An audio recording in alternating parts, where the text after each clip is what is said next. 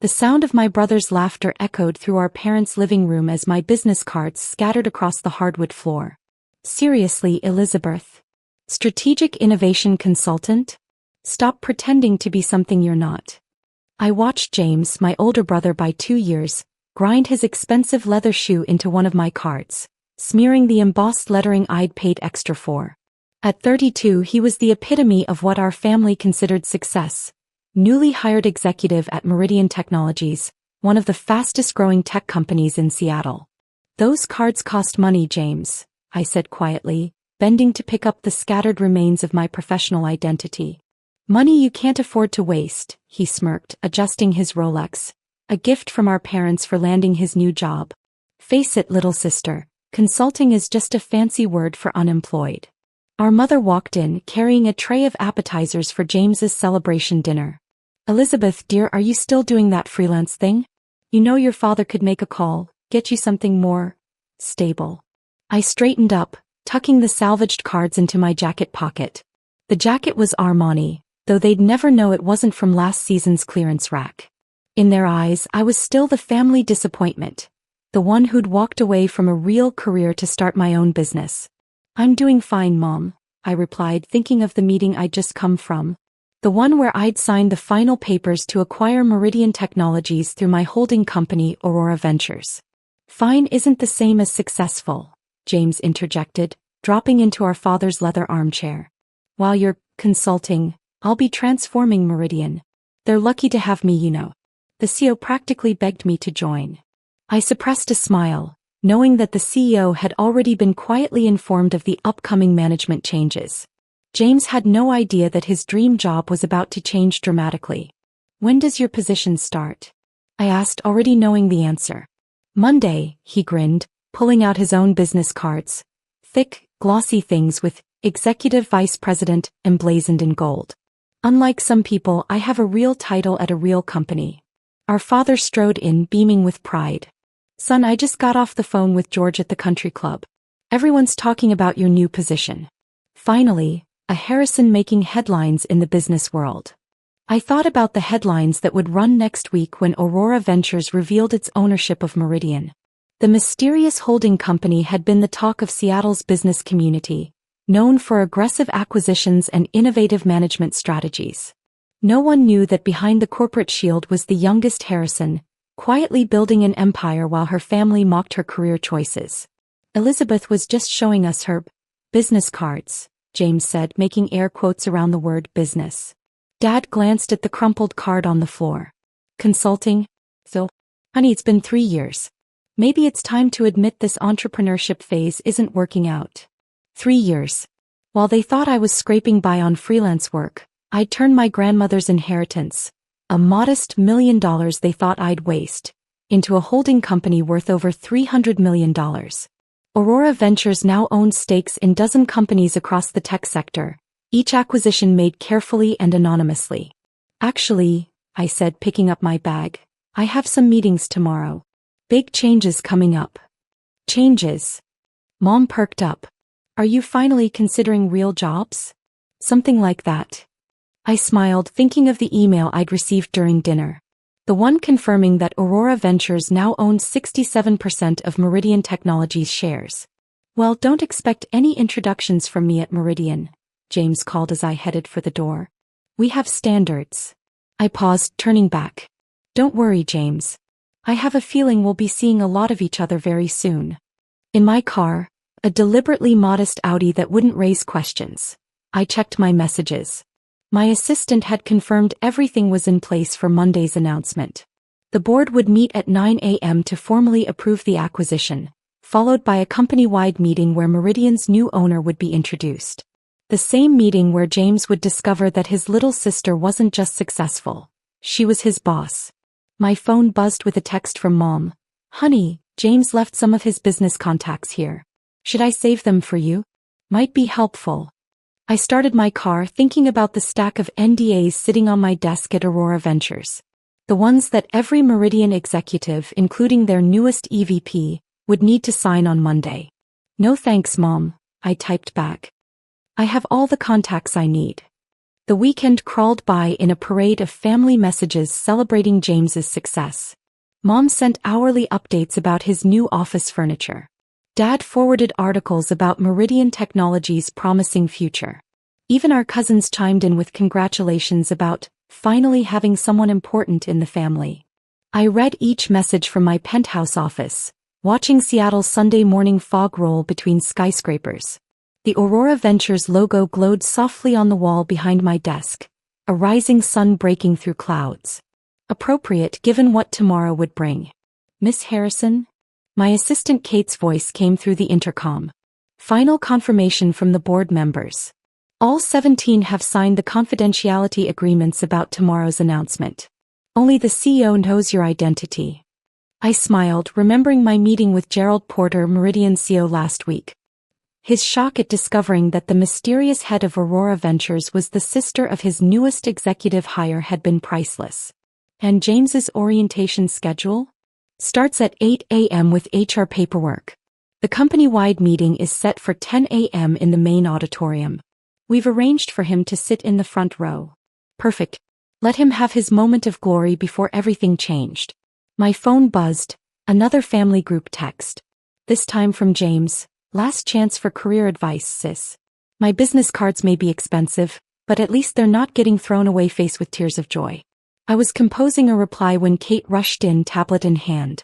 Your brother just posted on LinkedIn about transforming Meridian's future. The comments.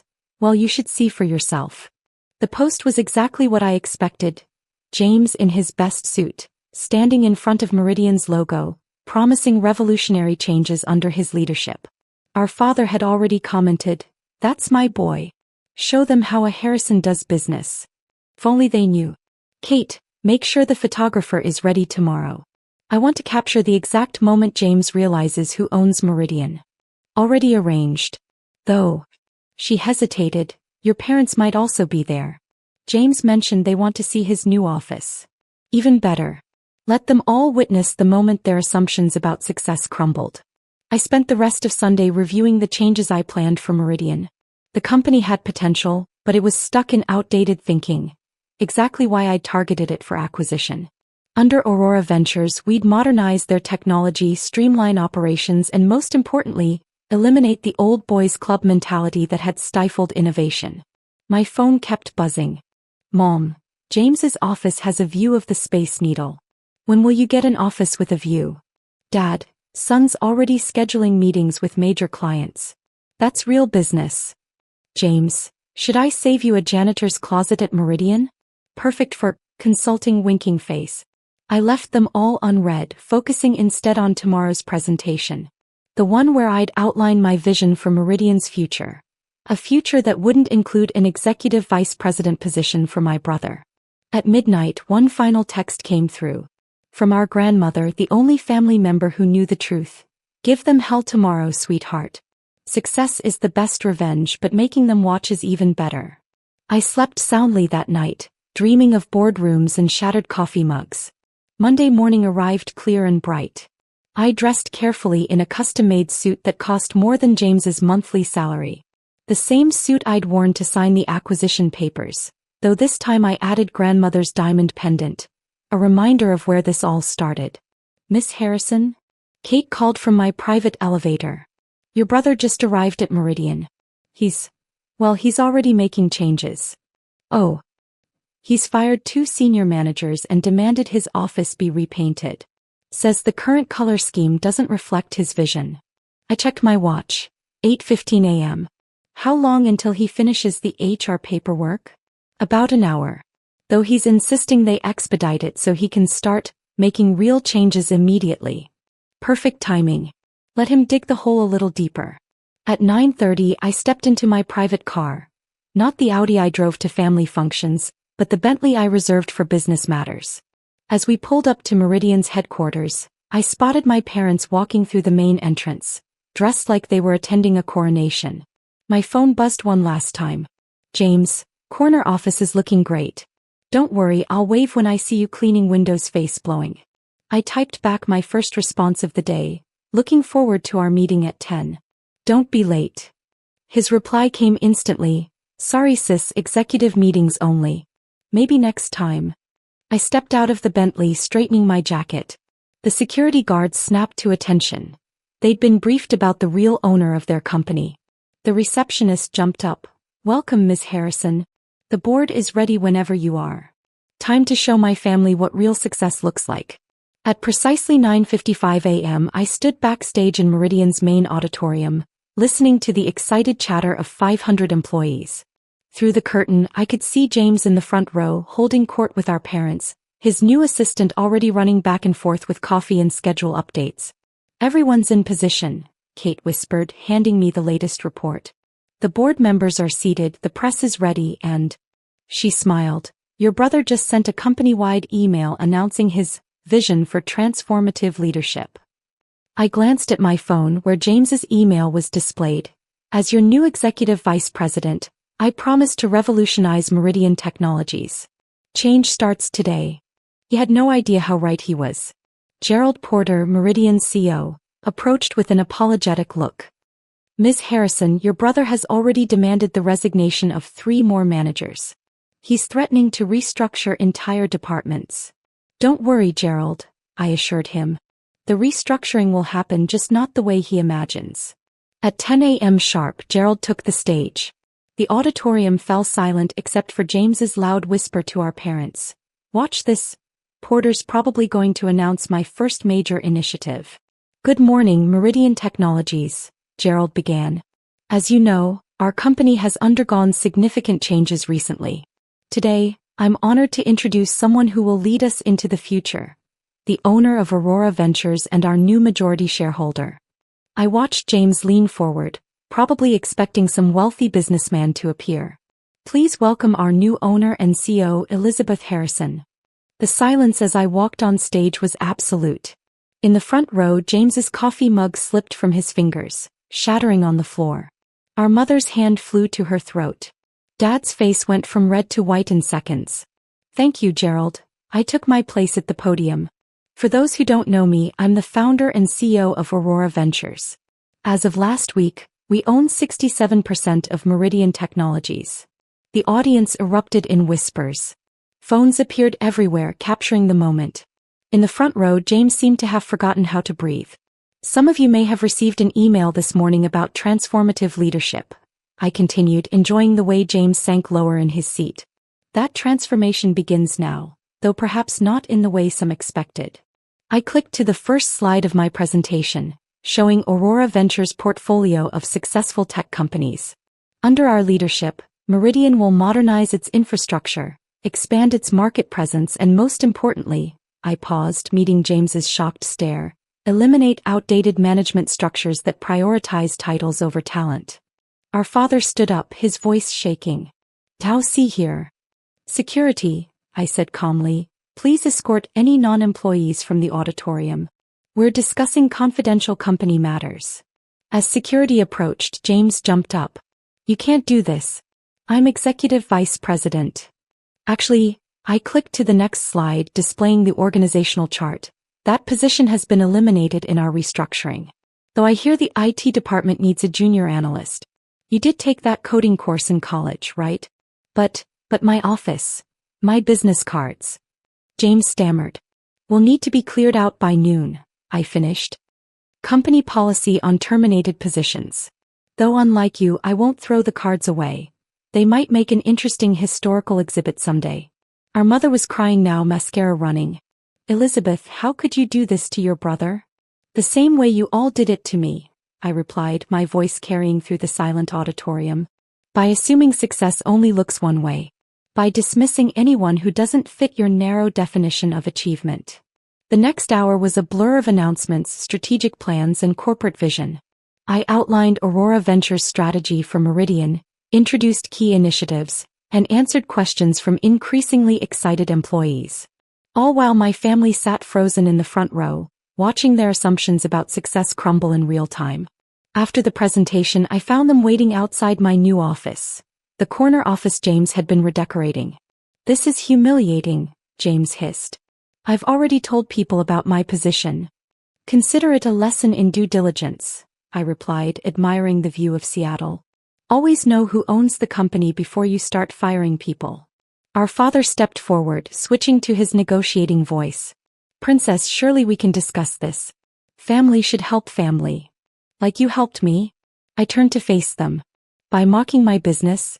Throwing away my cards? Treating me like a failure because I chose a different path? We were trying to protect you, Mom pleaded. No, you were trying to control me. To force me into your version of success. I sat down behind my desk, my grandmother's pendant catching the morning light. But real success doesn't need anyone's permission. James made one last attempt. The country club. My reputation. You have to give me another chance. Actually, I don't. I opened my laptop.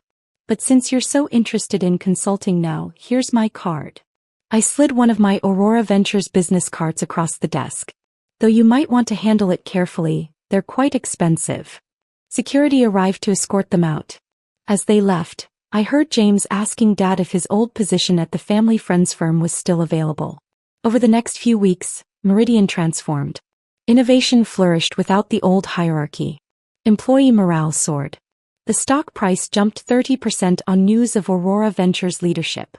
My family's reactions varied. Mom sent daily emotional appeals about family loyalty. Dad alternated between threats and attempts at reconciliation. James posted vague LinkedIn updates about exploring new opportunities, while quietly interviewing for entry-level positions. 1 month after the announcement, I received an invitation to speak at my old business school's graduation ceremony. The topic? Redefining success, breaking away from traditional paradigms. I accepted, planning to use my family's crumpled business cards as visual aids. The morning of the speech, a final text arrived from my grandmother. Saw Meridian's latest stock price. Well done, sweetheart. Sometimes the best revenge isn't just proving them wrong. It's proving yourself right in ways they can't ignore. Looking out over Seattle from my office, the office James had so briefly claimed, I thought about success in its many definitions. About business cards thrown away and empires built in silence. About brothers who thought job titles meant power and sisters who knew true power comes from owning the company. On my desk, beside acquisition reports and strategic plans, sat a single framed photo. My grandmother on the day she gave me my inheritance, both of us smiling like we shared a secret. Which of course we did. The secret wasn't just about money or success. It was about patience, vision, and the sweet satisfaction of watching those who underestimated you realize just how wrong they were. The crystal chandelier cast judgmental shadows across our family's formal dining room as my sister Amanda adjusted her Cartier watch, a gift from her investment banker husband. Sunday dinners were mandatory in the Reynolds household, a weekly reminder of my supposed failures. Sarah's actually on time, Amanda announced, her voice dripping with faux surprise. I thought you'd be busy with another one of your, what do you call them? Startup meetings. I smoothed my simple black dress, checking my quantum-encrypted phone discreetly. My executive assistant's message made me bite back a smile. Papers signed. PR team ready. 3 minutes until announcement. Still glued to that phone, Dad sighed, swirling his aged scotch. Probably another rejection from investors. Tech startups. He shook his head. Should have stayed in banking like your sister. Mom passed the roast with a disappointed glance. Darling, you're 32. Amanda was already a VP by your age. Because she understands the real business world, Amanda's husband James added. Not this quantum computing fantasy. My phone vibrated again. Don't react. Stock exchange notification in 2 minutes. Speaking of business, Amanda leaned forward, pearls catching the light. James' firm is always hiring analysts. Entry level, of course, but it's better than playing entrepreneur in your tiny apartment.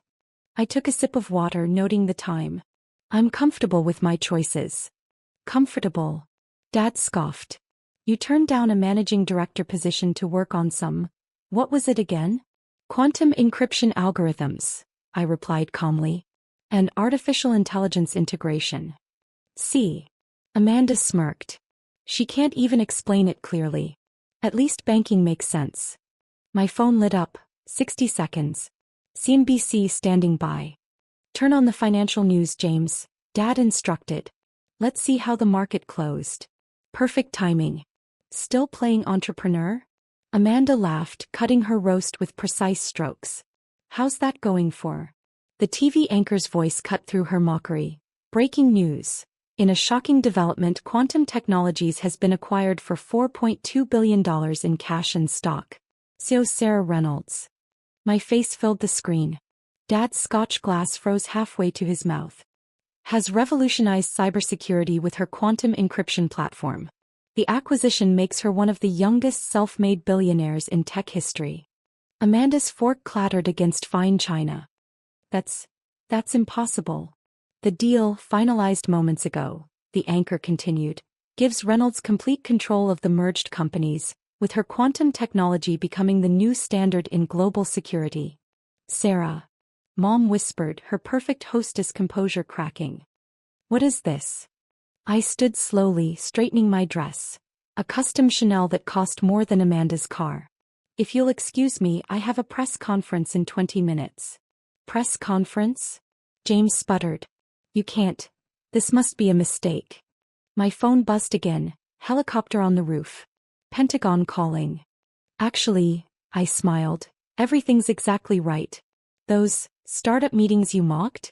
Fortune 500 CEOs. That tiny apartment? A cover while I built a billion-dollar company. Those rejections from investors? Me turning them down. Dad finally found his voice. But you never said anything. You never asked. I moved toward the door. Too busy bragging about Amanda's banking bonus to notice I was revolutionizing global security. The TV continued its relentless commentary. Reynolds' quantum encryption has already been adopted by major financial institutions, with government contracts worth billions. Sarah. Amanda stood, her designer dress suddenly looking cheap. I didn't know. Clearly.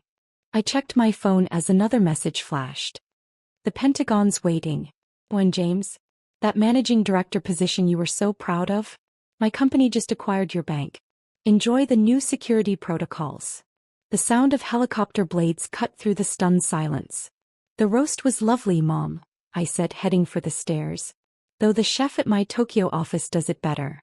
Send my regards to the country club. I bought it this morning. As I climbed toward the roof, I heard Amanda's wine glass shatter.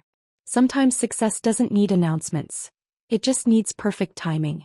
And in 3 minutes, I'd orchestrated the perfect revelation of 4 years of secret empire building. The next morning, every financial news channel blazed with my story. I watched from my real office, a penthouse suite overlooking the city, as analysts scrambled to explain how they'd missed the rise of quantum technologies. Industry experts stunned by stealth success. Scrolled one headline. Reynolds' quantum encryption changes global security landscape. Declared another. My phone hadn't stopped buzzing since dinner. 57 missed calls from Amanda. 23 from Dad. Countless messages from relatives who'd suddenly remembered my existence. My assistant, Maya, entered with a knowing smile. Your sister's in the lobby. She's been there since 6 a.m.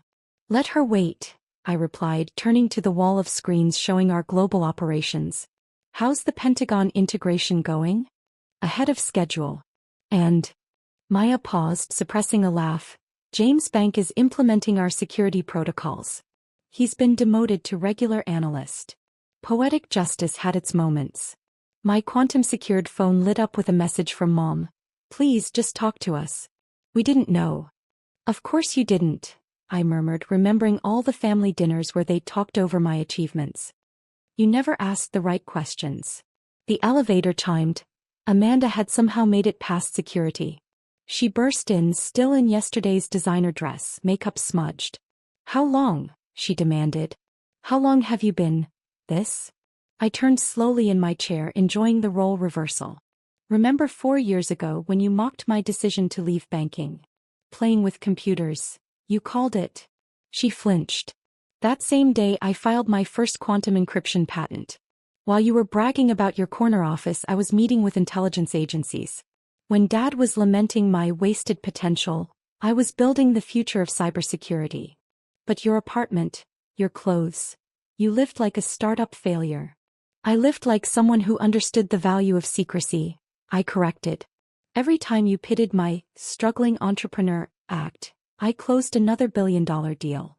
The screens behind me showed our stock price climbing higher. Amanda stared at the numbers, her banking experience telling her exactly what they meant. "You're worth more than our entire family combined," she whispered. "Was worth more," I corrected. "After yesterday's acquisition, the gap is significantly wider." "Dad's devastated," she tried. "Mom can't stop crying. Because I succeeded, or because I succeeded without their approval?" Before she could answer, Maya interrupted. "The president's on line 1. And James is trying to schedule a meeting to discuss his position. Tell James his performance review is next week. Like every other employee." I turned back to Amanda. "Was there something else? I have a country to secure." She sank into a visitor's chair, designer label crumpling. "Why didn't you tell us? We're family." "Family." I pulled up a video file. "Let's review. Last Christmas you explained investment banking to me like I was a child. 3 months ago you generously offered to help with my resume. At every dinner you and Dad. We were trying to help. No, you were trying to mold me into your version of success." I gestured to the empire around us. "But I was building my own." My phone buzzed. The stock had hit another record high.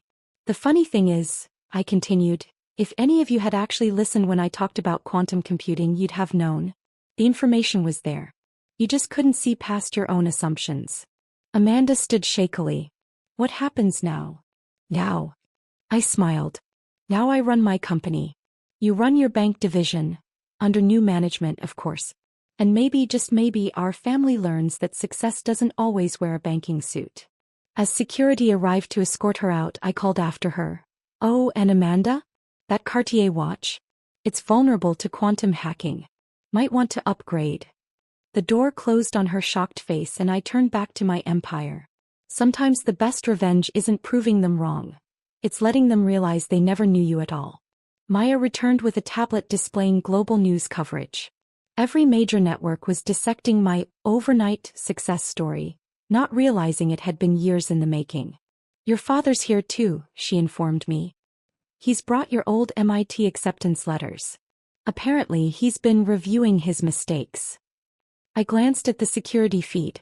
Dad stood in the lobby, looking smaller without his usual air of superiority, clutching a worn folder I recognized from my teenage years. He fought against MIT, I remembered. Wanted me at his alma mater's business school instead. Should I send him up? Before I could answer, another alert flashed across my screens. "Quantum Technologies revolutionizes military defense. $12 billion contract approved." My phone buzzed with a text from James. "Sarah, about my position at the bank. Perhaps we could discuss over dinner? Family should stick together." Interesting timing for family loyalty, I mused, archiving his message with the others. "Maya, pull up James' trading history." The data appeared instantly. "He tried to short our stock yesterday," Maya reported. "Right after dinner. Lost everything when the acquisition news broke." "Karma's quantum encrypted too," I smiled. "Send him the standard employee handbook. No exceptions for former brothers-in-law." The elevator timed again. This time Mom stepped out holding something I hadn't seen in years. My first computer, the one I'd used to write my earliest encryption algorithms. "Found this in the attic," she said softly. "You were 12. Said you'd change the world someday. We thought it was just dreams." "Dreams with quantum processing power," I corrected, noting how her designer outfit seemed less polished than usual. "Did you actually come to understand or just to protect the family's social standing?" She flinched at my directness. "The country club's buzzing about you. Everyone's asking how we kept it secret." "We didn't," I cut in. "You just weren't paying attention. Too busy planning Amanda's banking award dinners to notice my quantum computing patents." My screens flashed with another update. Reynolds quantum encryption becomes global standard. Tech giants follow Pentagon's lead.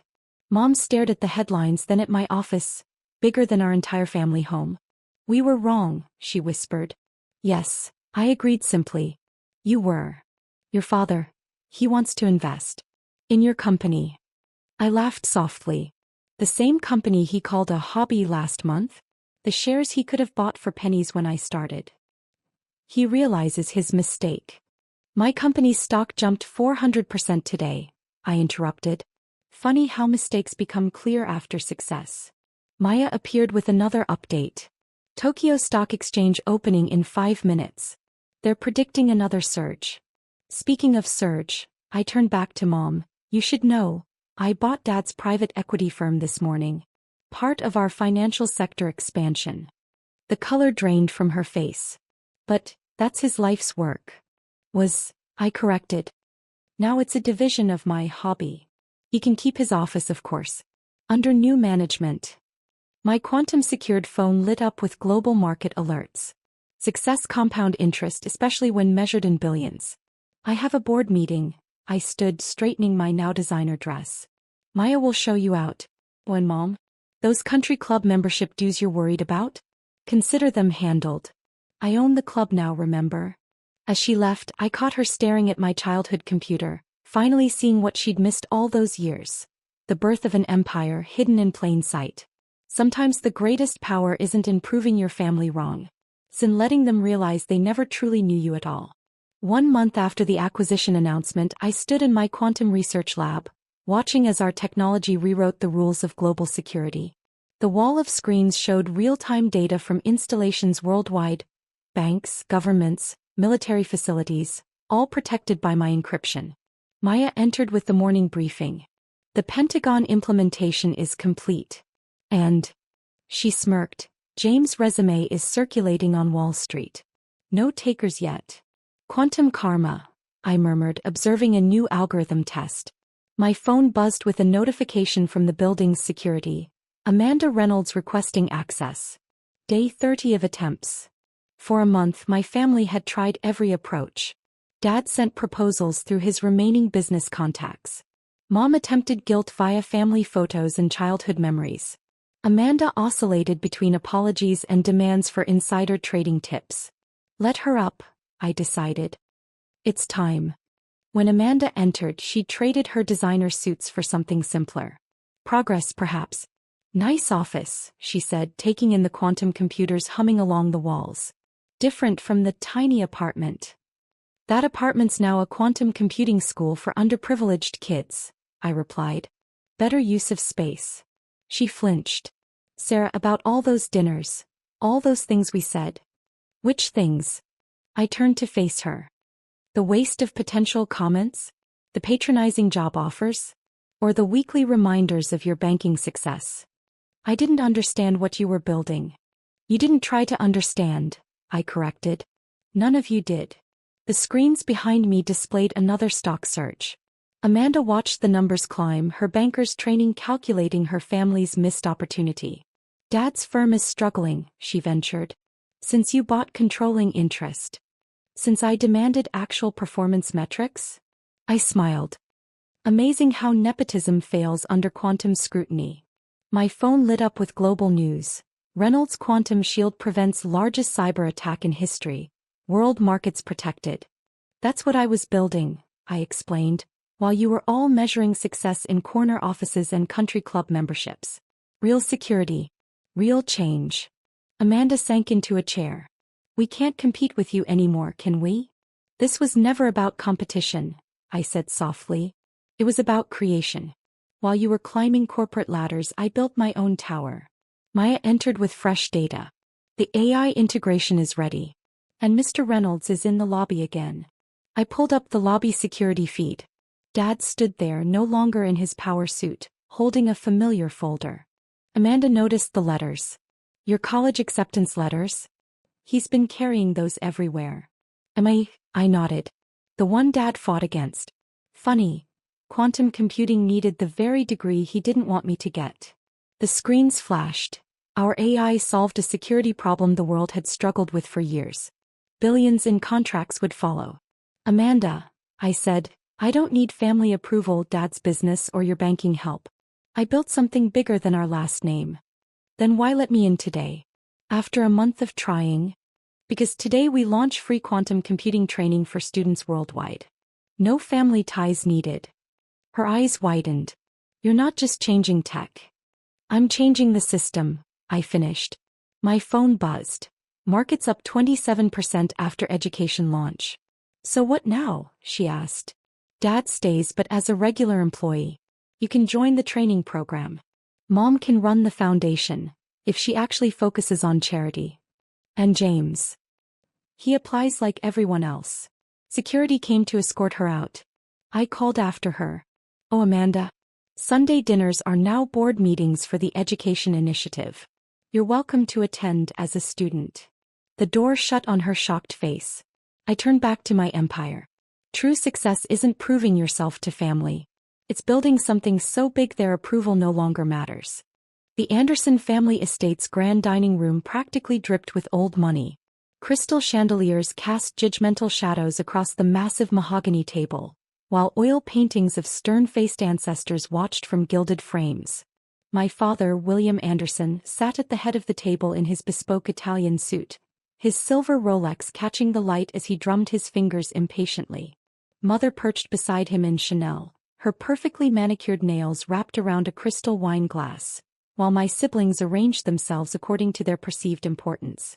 I arrived exactly on time, dressed in deliberately modest business casual attire, a simple blazer and slacks from a mid-range brand. My brother James, wearing a suit that probably cost more than most cars, immediately smirked. The prodigal daughter finally arrives. Sarah, my father's voice carried that familiar tone of disappointment. Sit down. We need to discuss your situation. I took my usual seat at the far end of the table, noting how they'd positioned me as far from the power center as possible. The housekeeper, Maria, placed a water glass in front of me. No wine, apparently. I suppressed a smile as my phone vibrated silently in my pocket. Another acquisition alert. Do you know why we called this meeting? Mother's voice carried practiced concern. Before I could answer, she continued, We're worried about you, dear. 32 years old, and what do you have to show for it? James leaned forward, his Patek Philippe watch prominently displayed. Everyone in your coding bootcamp class has real jobs now. Morgan's working at Google, isn't she? While you're still doing whatever it is you do. Consulting, I replied calmly, taking a sip of water. My other phone, the secure one, vibrated against my ankle. The stock transfer must be complete. Consulting, my sister Emma repeated with a delicate snort. She adjusted her diamond necklace. A gift from our parents for making junior partner at her law firm. Is that what you call tinkering with computers in your apartment? Father raised his hand, silencing the room with practiced authority. Sarah, we've been patient. We've given you time to find yourself. But this has gone on long enough. You have no career, no assets, no future plan. You're still taking the bus, for God's sake.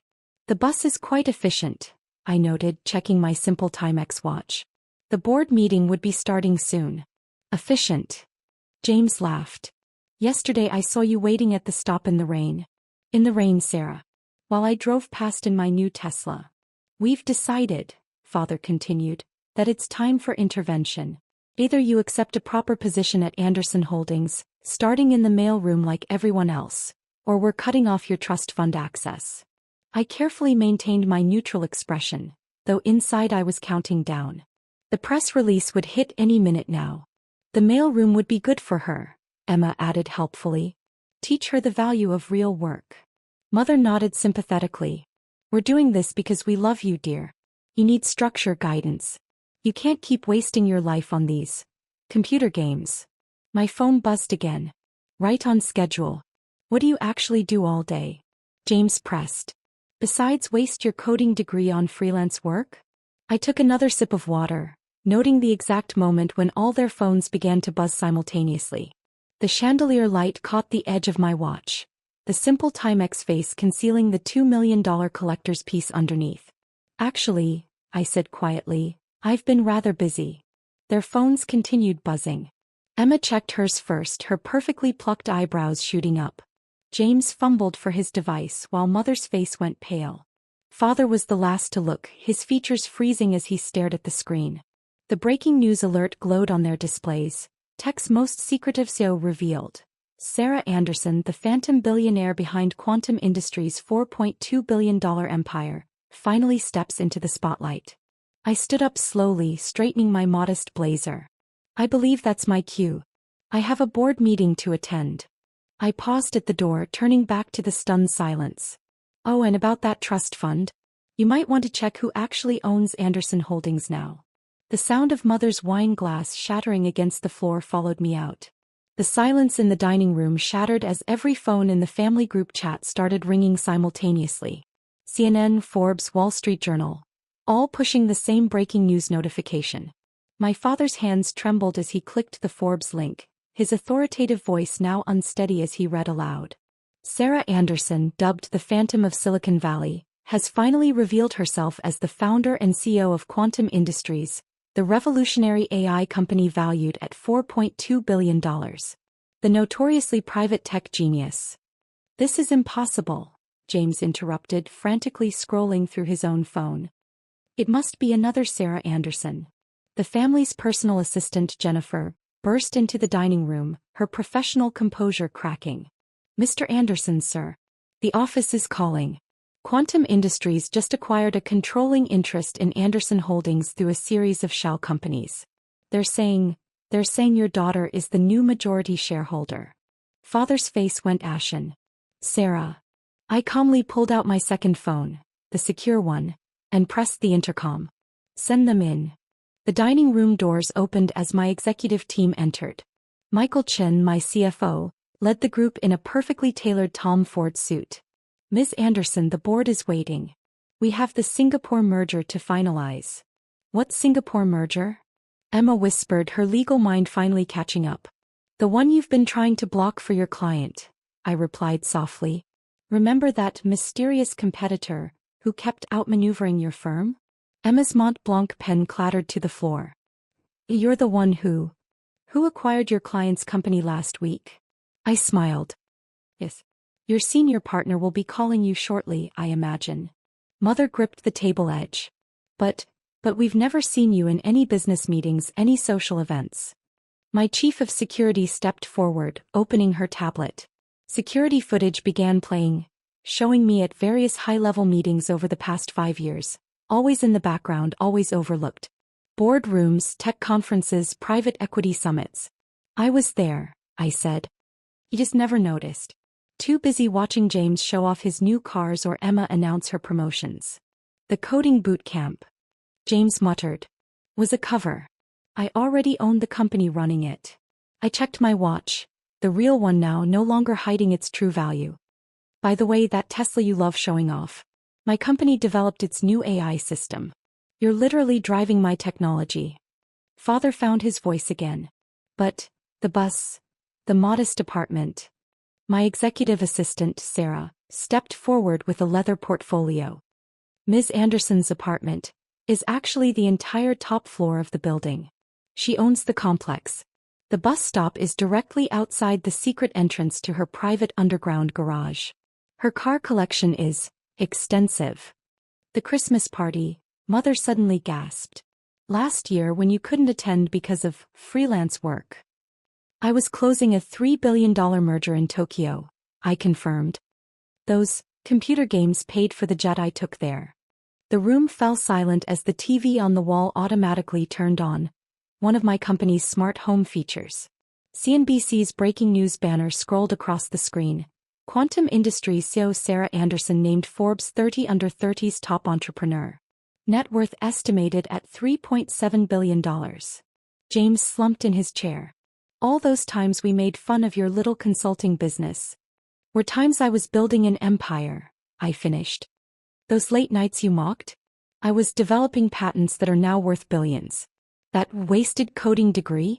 It revolutionized artificial intelligence." My phone buzzed again. I glanced at it and stood up. "Now if you'll excuse me, the actual board meeting awaits." "Oh, and Father." I paused at the door.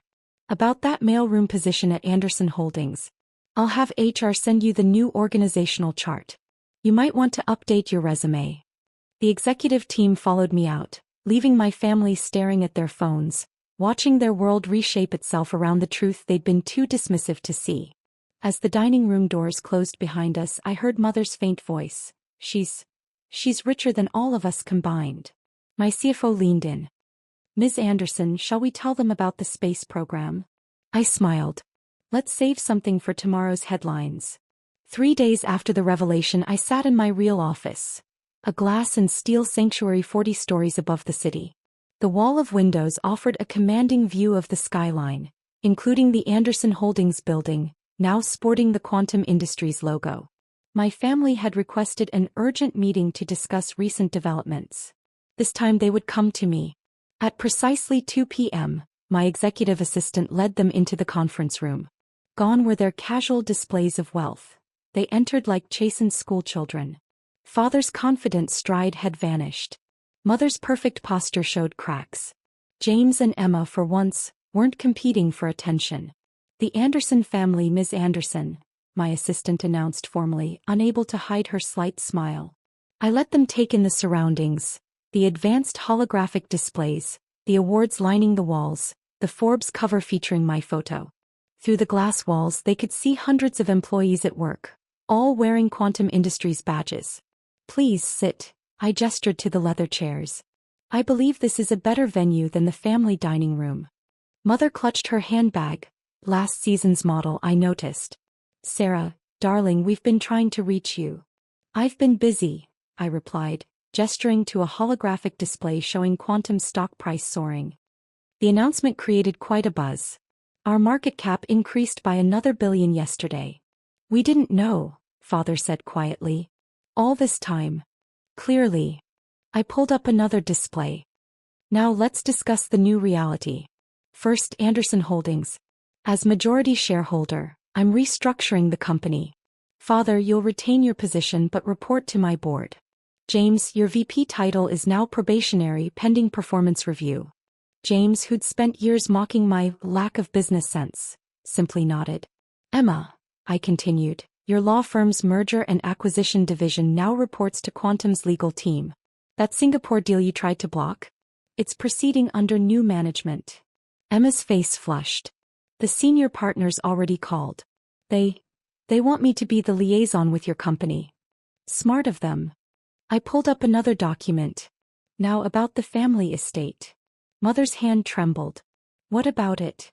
The trust that owns it was part of Anderson Holdings. Which means... I let them connect the dots. You own our house, Father whispered. I own everything, I corrected gently. But unlike some, I don't believe in using property to control family members. They flinched collectively at the reference to their earlier threats. Here are the new arrangements, I continued, sending documents to their phones. You can keep your positions, homes and lifestyle, with conditions. Father, no more nepotism in hiring. James, you'll attend actual business training. Emma, your pro bono work increases to 30% of your billable hours. And Mother? James asked. Will channel her social influence into our STEM education foundation for underprivileged girls. Starting with the coding bootcamp she once called a waste of time. Mother dabbed at her eyes with a monogrammed handkerchief. We were so wrong about you. Yes, I agreed simply. You were. The bus. James started. Was a choice, I finished. Like my modest clothes and small apartment. Success doesn't need to be shouted. Real power speaks for itself. A gentle chime interrupted us. My assistant's voice came through. Ms. Anderson, the NASA team is ready for the quantum computing presentation. Thank you. I stood up. I trust everything is clear? They nodded, still processing their new reality. One last thing, I paused at the door. Family dinner continues but with changes. No more assigned seating. No more status games. And definitely no more lectures about wasting potential. Where will we meet? Mother asked quietly. I smiled. The penthouse of this building. I believe the view will remind everyone of our new perspective. As they filed out, Father lingered. That day at the bus stop in the rain, you saw James drive past? In his Tesla. Yes. I was on my way to buy the company that makes them. He shook his head slowly. We raised you to chase status, but you built something real instead. I'm sorry we didn't see it. The best revenge isn't showing off wealth, Father. It's using it to make a difference. I gestured to the NASA presentation waiting on my screen. Now, if you'll excuse me, I have a space program to revolutionize. As the door closed behind him, I heard James ask Emma in a hushed voice, did she say space program? My assistant entered with a knowing smile. Shall I prepare the press release about the Mars project, Ms. Anderson? Not yet, I replied, watching my family's reflections in the window as they left the building. Let them adjust to earthbound revelations first. Space can wait until next week's dinner. 3 hours after my family left, I stood at the window of my office, watching the city lights flicker to life in the dusk. The notifications hadn't stopped. 2,847 unread emails, 143 missed calls, and trending on every social platform. But that wasn't what occupied my thoughts. My private elevator chimed. Maria, our old housekeeper, stepped out. She'd been my first ally, my secret keeper for years. They looked quite shaken when they got home, she said, setting down her signature chamomile tea on my desk. Your mother went straight to her room. First time in 20 years I've seen her miss her social club meeting. I smiled, remembering how Maria had covered for me during late-night coding sessions, bringing coffee to the basement where I'd built my first servers. How's Jenkins handling the new security protocols at the estate? Your father nearly had a stroke when his own fingerprint wouldn't open the front gate. Maria chuckled. Had to wait for clearance like everyone else. My phone buzzed.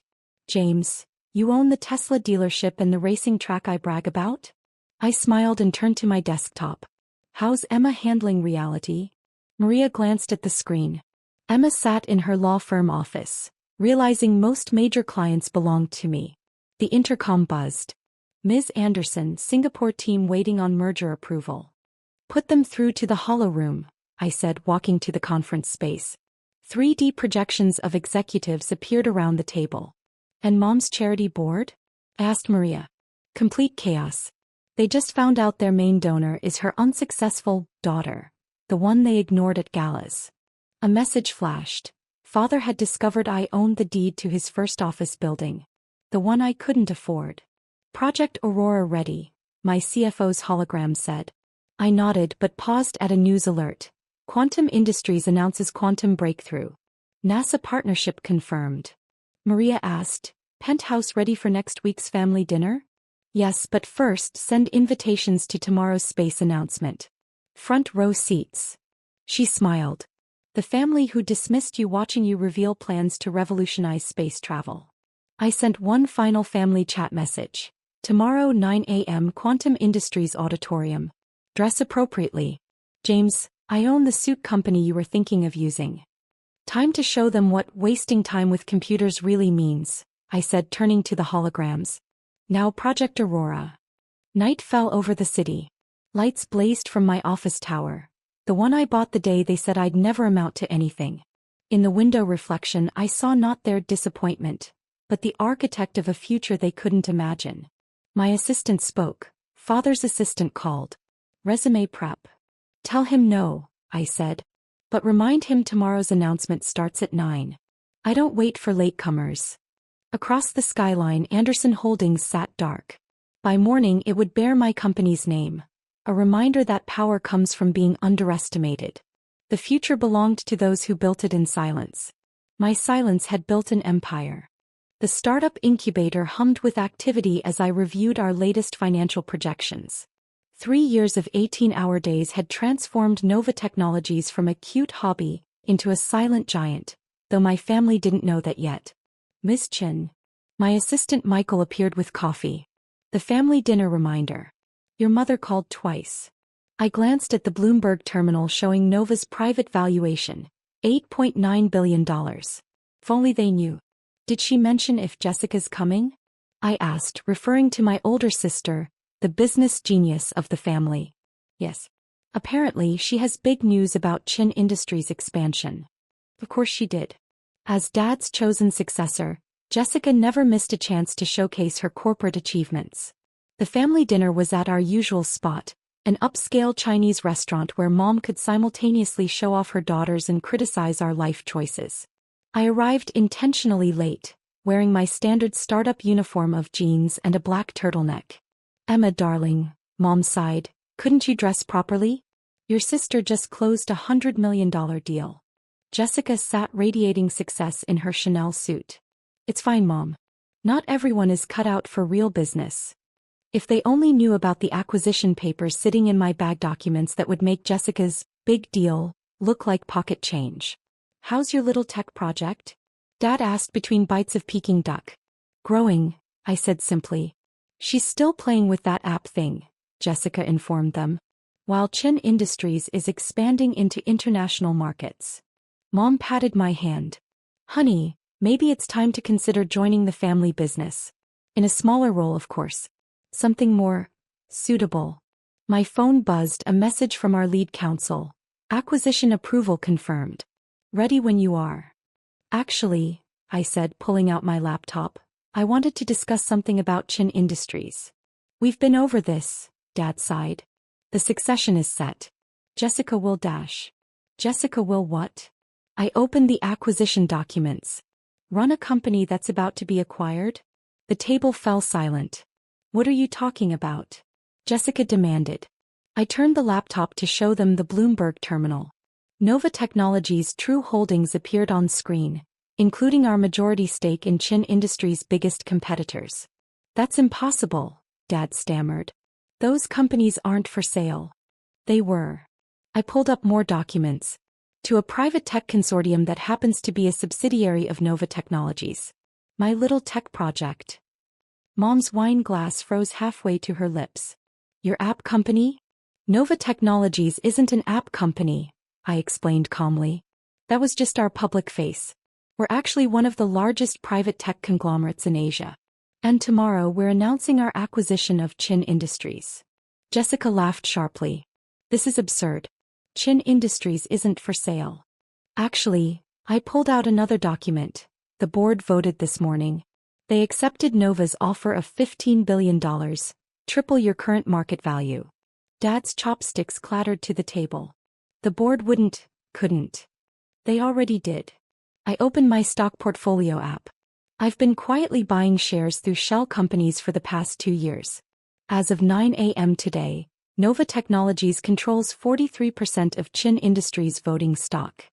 But that's impossible, Jessica protested. I track all major shareholders. Do you track Summit Ventures? Or Pacific Ridge Capital? Or Golden Gate Holdings? I watched recognition dawn on their faces. All Nova subsidiaries. All small shareholders you dismissed as irrelevant. Mom's perfectly maintained composure cracked. Emma, what have you done? Built something bigger than anyone imagined. I pulled up Nova's complete portfolio on my laptop. While you were focused on Chin Industries' $100 million deals, I was building a tech empire worth $75 billion. The restaurant's private room fell silent except for the soft hum of my laptop displaying company after company that Nova had quietly acquired.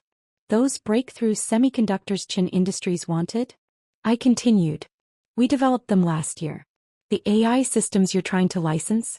We own the patents. The Asian markets you're struggling to enter?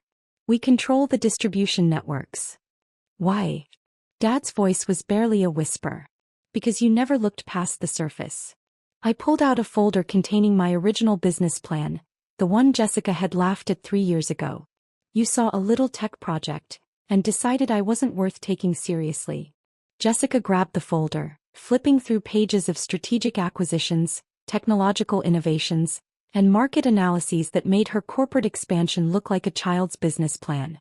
Tomorrow's Wall Street Journal, I slid across the advance copy our PR team had secured, will announce Nova Technologies' public offering.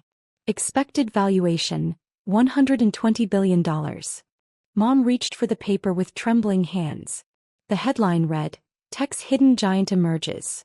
Nova Technologies IPO set to create youngest female billionaire. The board meeting is at 9 a.m., I said standing. As Chin Industries' new owner, I'll expect full cooperation with the transition team. You can't just take over Jessica started. I already have. I gathered my things. Oh, and Jessica? About that $100 million deal you just closed? I'm canceling it. The technology's obsolete compared to what Nova developed 6 months ago. Dad finally found his voice. Emma, please. We can discuss this. Like you discussed my future? I smiled slightly. Or like you discussed my suitable role in the company? My phone buzzed again, the IPO underwriters confirming tomorrow's announcement. Everything was in place. The car's waiting, I said, pulling on my coat. I have a board meeting to prepare for. Michael will send you the details for tomorrow's transition briefing. As I reached the door, Mom called out, Emma, we're your family. I turned back one last time. Yes, you are. And tomorrow you'll be my employees. The restaurant door closed behind me as I stepped into the cool evening air. My driver held open the car door and I slid into the back seat where Michael waited with updated acquisition reports. How did they take it? He asked. I looked back at the restaurant where my family still sat, their world turned upside down by the daughter they'd underestimated.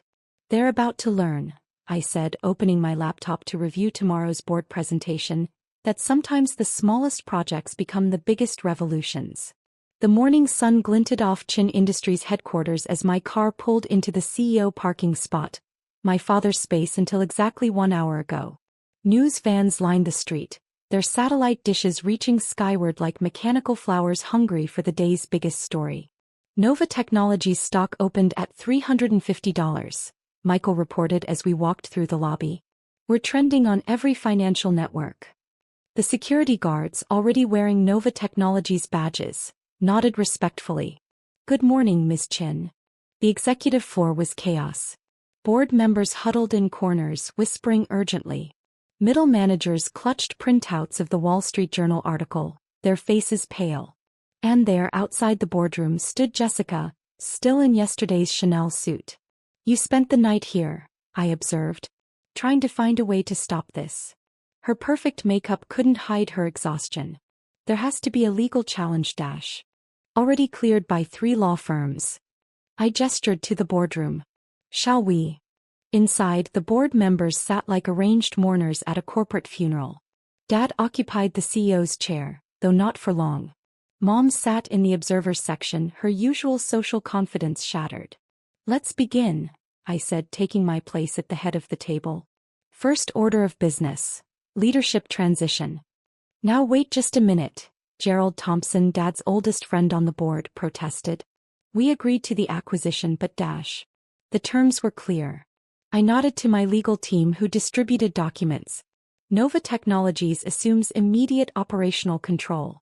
All current executive positions are terminated, effective immediately. Dad stood slowly.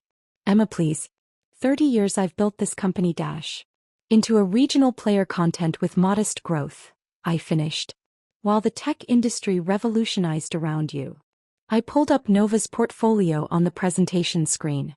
This is what real innovation looks like. The screen's filled with Nova's achievements. Quantum computing breakthroughs, AI systems that made Chen's look prehistoric, renewable energy technologies that would reshape industries. Your semiconductor division? I continued. 5 years behind our current tech. Your AI research. We surpassed it 3 years ago. The Asian expansion Jessica's so proud of? We've owned those markets since before she even conceived her strategy. Jessica flinched. But we can help, Dad insisted. With our experience. Your experience is the problem. I clicked to the next slide, showing Chin Industries' declining market share. While you were maintaining the status quo, protecting old relationships, and planning to hand the company to Jessica based on birthright rather than merit, the industry changed. You just didn't notice. Mom stood up. Emma, this vendetta. This isn't about revenge, I cut in.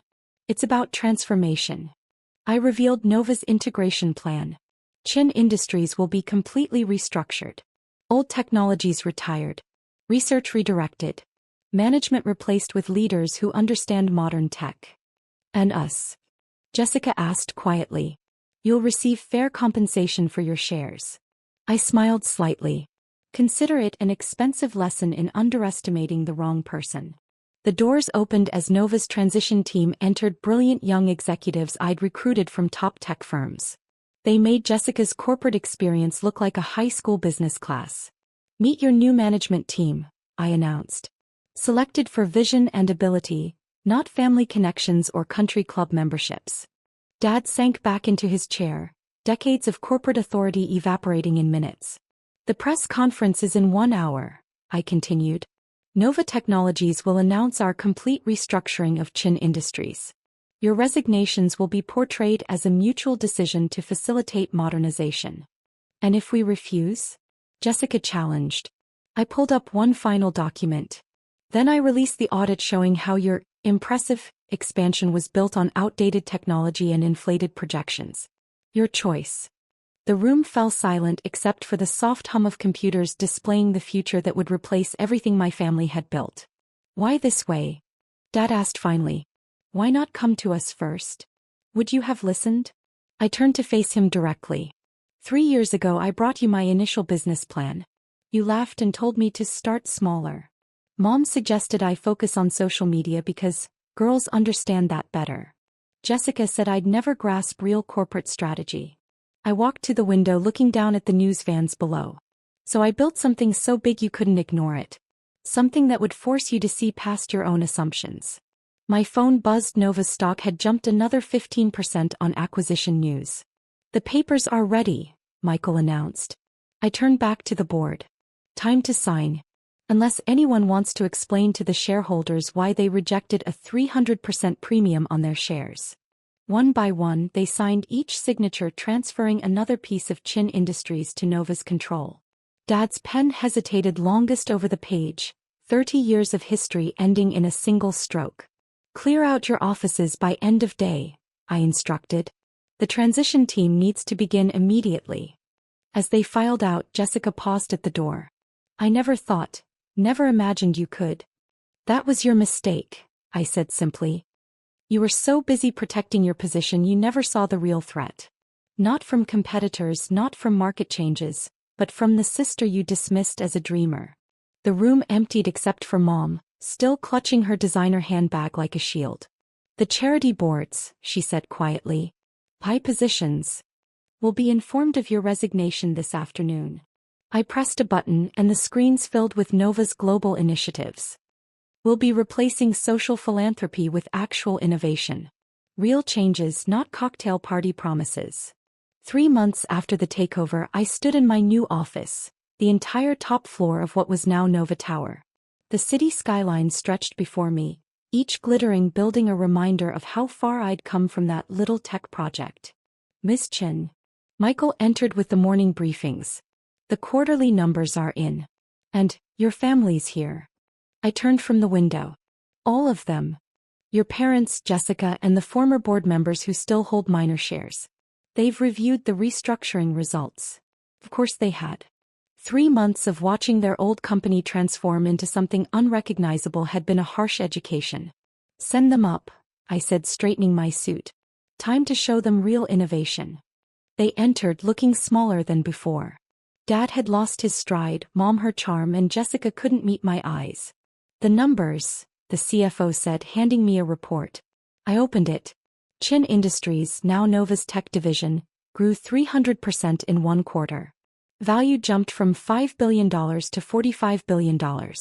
That's what innovation does. You've made your point, Emma, Dad said quietly. Have I? I pressed a button. The walls showed our global operations. While you clung to old markets, I built new ones. While Jessica cheered million-dollar deals, I revolutionized industries. Mom stepped forward. Surely we can still have some role. Yes, I said. But based on ability, not family. I pulled up charts. Nova is expanding. Quantum computing, AI centers, renewable energy. Your old tech is already obsolete. Jessica asked, and you want our help? No. I want you to understand why you're being left behind. I assigned their roles. Dad, legacy systems consultant. Reporting to someone half your age. Mom, government relations. Jessica, phase out obsolete tech. Learn why good enough fails. You're burying us, Dad protested. No. I'm giving you what you earned, I replied. So far, your results are disappointing. My phone buzzed. New contracts, new breakthroughs. Show them the neural interface lab, I ordered. The screens lit up with brain-computer links. This is impossible, Jessica whispered. No. This is the future. While you fought for titles, I built it. Mom slumped. Our reputation. Now it's defined by innovation, not inheritance, I said. Dad tried again. You've destroyed everything. I replaced what you couldn't improve, I cut in. Nova's stock flashed, 10 times higher than Chin Industries' best. Your legacy isn't destroyed. It's surpassed by me. Michael brought in new contracts. Standard terms. No family perks. Sign or leave. One by one they signed. Each stroke was surrender. The future waits for no one, I said. Not tradition. Not inheritance. They left. I turned back to the skyline where Cruz expanded Nova Tower. Michael, I said, bring the quantum team.